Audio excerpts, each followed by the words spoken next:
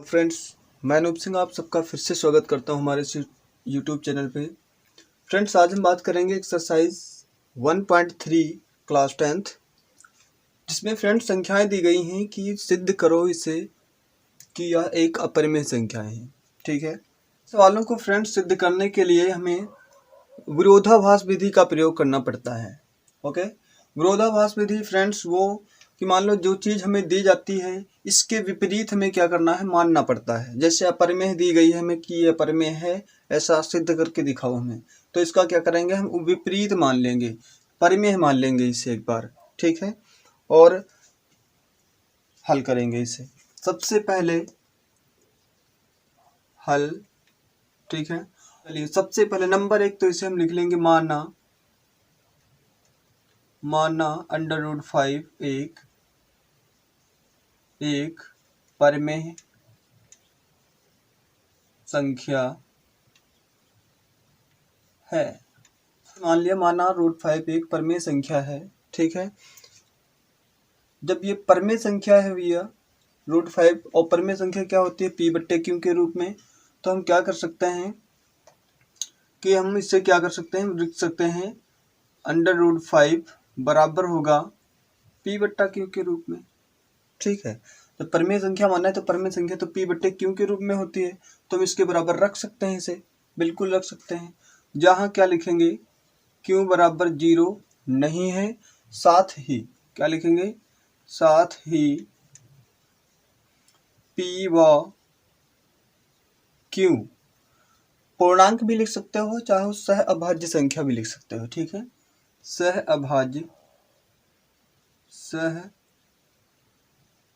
अभाज्य संख्या भी है। ठीक है, ये देखिए, ये लिखने के बाद क्या करते हैं हम कि दोनों तरफ हम क्या कर देते हैं, वर्ग। ठीक है, तो इस प्रकार से हम लिख देंगे दोनों तरफ वर्ग करने पर, या फिर दोनों तरफ ऐसे लिख लो, दोनों तरफ वर्ग करने पर, जब इधर वर्ग कर दोगे √5 पर बराबर p/q पर, इस प्रकार से जब कर दोगे वर्ग तो क्या होगा, √5 का वर्ग क्या निकल के आएगा, 5 को 2 बार गुणा करके 25 मत लिख देना, क्योंकि √5 के अंडर और ये स्क्वायर से ये अंडर क्या होता है, कट जाता है। ठीक है, इस प्रकार से 5 ही आता है, और इधर बचेगा आपका क्या, p² एंड q²। दिख रहा है बढ़िया, यस, p² एंड q²। ठीक है, अब थोड़ा सा और करो, देखो इधर ये भाग कर रहा है, इधर क्या करेगा, गुणा करेगा। थोड़ा सा और सॉल्व करते हैं इसे, 5q² एंड बराबर बचेगा क्या, p²। अब जरा एक चीज सुनो, ठीक है, एक चीज समझो कि यहाँ पे ये 5 क्या है, क्योंकि गुणा में है, इसे डाल देते हैं समीकरण 1 में। ठीक है, तो यहाँ पे थोड़ा कुछ लिखना पड़ेगा, वो आपको याद भी करना पड़ेगा साथ साथ। ओके, क्या लिखेंगे, समीकरण 1 में p जो है ना, p²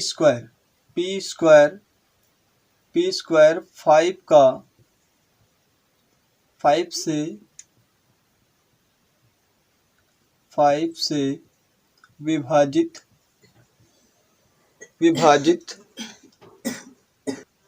हो रही है।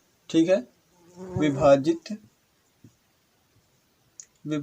हो रही है। ठीक है, विभाजित हो रही है। तो एक बात बताओ, जब 5² 5 से विभाजित हो रही है तो 5 मतलब p भी, तो क्या लिखेंगे, तो p भी 5 से विभाजित हो रही है।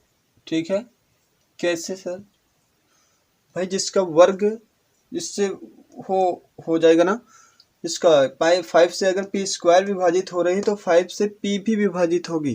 कहने का मतलब यह है, जैसे मैंने कहा ये 4 है, ये भी 4 है, ठीक है। तो ये 4 से 4 भी कट रहा है, और इसका अगर मैं वर्ग कर दूं, वर्ग अगर कर दूं इसका, तो 4 चक्कू कितना हो जाएगा 16, तो भी तो ये 4 से विभाजित हो रहा है, ठीक है। नहीं समझे?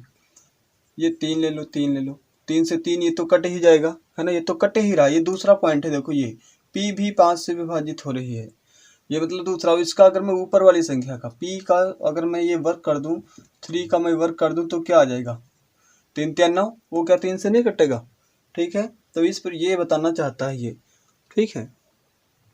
तो पहला स्टेप तो यहाँ तक हमें करना है। अब आगे बढ़ने के लिए थोड़ा हमें p का मान और कुछ रखना पड़ेगा, ठीक है। p का मान हम क्या रखते हैं, p का मान अब यहाँ तक करने के बाद हमें p का मान रखना पड़ेगा, ठीक है। तो हम लिखते हैं p का मान, माना रख लेंगे, माना p बराबर, यहाँ पे 5 आया तो हम रख लेते हैं यहाँ पे 5c ही रख लेते हैं, ठीक है। इसको हम क्या करते हैं 5c ही रख लेते हैं, ठीक है। तो अब ये जो p का मान है ना, वो हम यहाँ पे रखेंगे। कहाँ पे रखेंगे? यहाँ पे समीकरण में। तो हम लिखेंगे p का मान समीकरण 1 में रखने पर, ठीक है, रखने पर। समीकरण 1 कौन सा था? 5q² बराबर p², ठीक है। तो 5q की जगह पे 5q रखेंगे, बराबर p की जगह पे क्या रखेंगे 5c, ठीक है, 5c का होल स्क्वायर। इसको जरा सॉल्व करेंगे थोड़ा सा। 5q² बराबर 5 25, और ये क्या है c स्क्वायर आ जाएगा आपका, ठीक है। तो ये q² निकालेंगे हम, दिख रहा है, यस दिख रहा है। q² निकालेंगे तो क्या हो जाएगा 25 c², और बट्टे में देखो गुणा में इधर आएगा तो भाग करेगा, 5 करना 5, 5 25। थोड़ा आगे बढ़ते हैं, q² बराबर ये आ जाएगा आपका 5 25 है ना, तो 5c है ना, 5c² आ जाएगा आपका। ये क्या आ जाएगा 5c²। इससे थोड़ा आगे बढ़ते हैं, इसे नाम दे देते हैं समीकरण 2, ठीक है। अब ये समीकरण 2 मैं ऊपर कहीं लिख रहा हूँ, ठीक है। अब जगह नहीं है नीचे, तो मैं चलो इधर लिख लेते हैं थोड़ा सा। ये समीकरण 2 दिख रहा है जो फ्रेंड्स, इसमें आप देख सकते हो ये क्या है, इधर 5 जो है c के गुणा में है, इधर आएगा तो क्या करेगा q को भाग करेगा, है ना। तो वही बात हमें फिर लिखनी होगी यहाँ पर, ठीक है। वही बात क्या करना होगा, फिर लिखनी होगी कि 5 जो है वो q² को समीकरण 2 में लिखेंगे। क्या लिखेंगे? समीकरण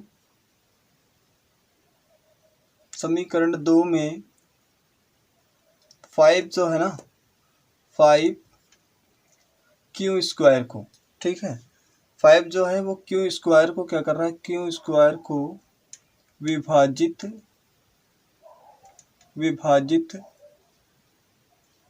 कर रहा है, ठीक है, कर रहा है। जब q² को विभाजित कर रहा है तो 5 क्या कर रहा है, 5 q को भी विभाजित कर रहा है, ठीक है। इस प्रकार से लिखेंगे दूसरी बार, ठीक है, इस प्रकार से लिखेंगे।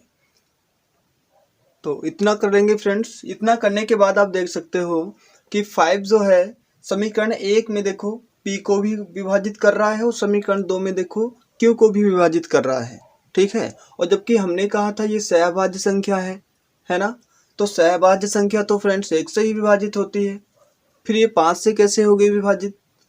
तो इसका मतलब ये हुआ कि हमने क्या किया था कि हमने जो थी इसे गलत मान लिया था, ठीक है। हाँ, हमसे गलती हो गई भैया, हमें माफ़ कर दो, इसलिए तुम अपरिमेय ही हो। इस प्रकार से इसे हम क्या कर देंगे, लिख देंगे। तो चलिए इसे हम थोड़ा सा मिटाते हैं, और इसके बारे में थोड़ी हिंदी और बाकी जो कि हम लिखते हैं। तो यहाँ पे आप देख सकते हो फ्रेंड्स कि समीकरण 1 मैंने लिख दिया है, समीकरण 2 लिख दिया है, ठीक है। तो समीकरण 1 में व 2 में देख सकते हो आप, जो 5 जो है ना दोनों को विभाजित करता है ये, ठीक है। तो हम लिखेंगे समीकरण, बस थोड़ी सी और हिंदी लिखनी है बस, और इससे ज़्यादा कुछ नहीं सॉरी। समीकरण 1 व 2 में 5 जो है ना, 5 जो है वो P और Q, ठीक है। P और Q दोनों को क्या कर रहा है, विभाजित कर रहा है। क्या कर रहा है?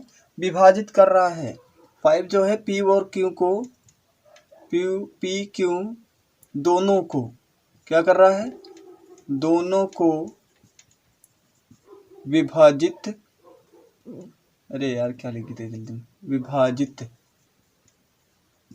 विभाजित कर रहा है।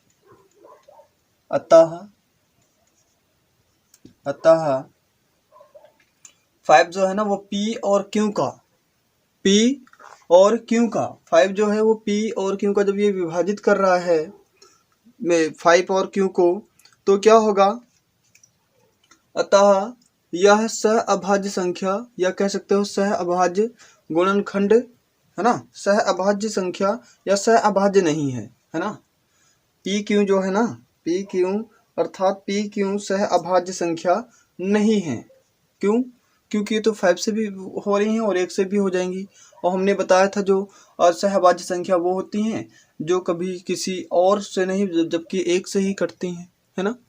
तो हम लिखेंगे अतः पी क्यू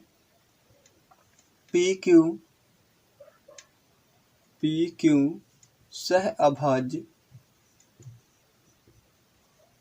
अभाज्य संख्या नहीं है, ठीक है। सह अभाज्य संख्या नहीं है। लेकिन भैया झूठ क्यों बोले हो, आप तो ऊपर ही बताए थे ये सह अभाज्य संख्या है। तो सह अभाज्य संख्या है ऐसा हमने माना था, है ना। तो लिखेंगे ऐसा इसलिए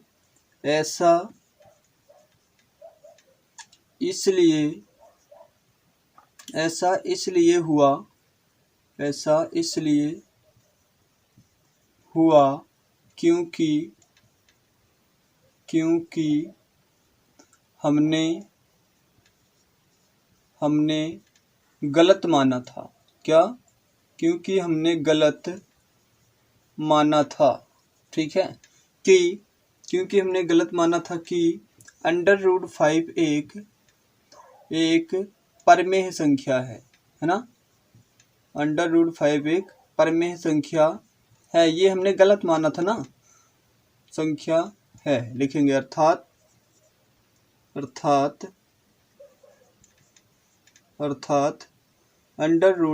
एक अपरमेय संख्या है, ये हमें सिद्ध हो गया है, ठीक है। अपरमेय संख्या है। तो इस प्रकार से फ्रेंड्स ये क्वेश्चन जो था इस प्रकार से करेंगे और एक भी मार्क्स नहीं कटेंगे अगर आप इस प्रकार से लिखोगे। तो इसके अलावा यदि आप √5 के अलावा √2, √3, है ना, √7 भी आप करना चाहते हो तो कुछ नहीं, जहाँ पे ये √5 रखे हो आप वहाँ पे क्या कर दोगे, √7 जो भी आप हल करना चाहो कर सकते हो, कोई दिक्कत नहीं। सेम प्रोसेस से ही आप कर सकते हो, ठीक है। Thanks for watching.